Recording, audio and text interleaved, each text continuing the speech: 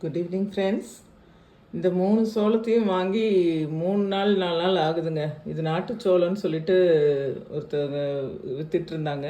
சரி வாங்குவோம், இதுலேயும் நம்ம 2 விதைக்கு எடுத்துக்கலாம், நம்ம சாப்பிட்ட மாதிரியும் ஆச்சுன்னு வாங்கிட்டு வந்து இங்கே வீட்டில் காஞ்சி போனது தாங்க மிச்சம்.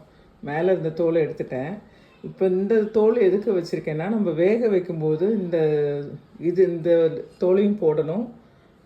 இது கூட மஞ்சள் உப்பும் போட்டு வேக வைக்கணும். இன்றைக்கி ஸ்நாக்ஸ் செய்ய போகிறேன். விதைக்கு எடுக்கும்போது நான் நினச்சிட்டு மேலே இருக்கிற இந்த இதுதான் முத்துனது, இதை தான் நம்ம விதைக்கு எடுக்கணும் அப்படின்னு நான் நினச்சிட்டு இருந்தேங்க. யூடியூப் வீடியோவில் சொன்னாங்க அடிப்பகுதியில் இருக்கிறது தான் நம்ம எடுக்கணும், அதுதான் விதைக்கு உகந்தது அப்படின்னு சொல்லிட்டு. ஸோ நான் ட்ரை பண்ண போகிறேன். இங்கே பாருங்கள், ஒரு சோளத்தில் உள்ள கடைசி லேயரும் கொஞ்சம் அதோட கூந்தலையும் போட்டுக்கிறேன். இதில் 3 சோளத்தை அவிக்க போகிறேன். மற்றது வேறு எதுவும் தோல் போட வேண்டாம், இது இவ்வளோ போதும்.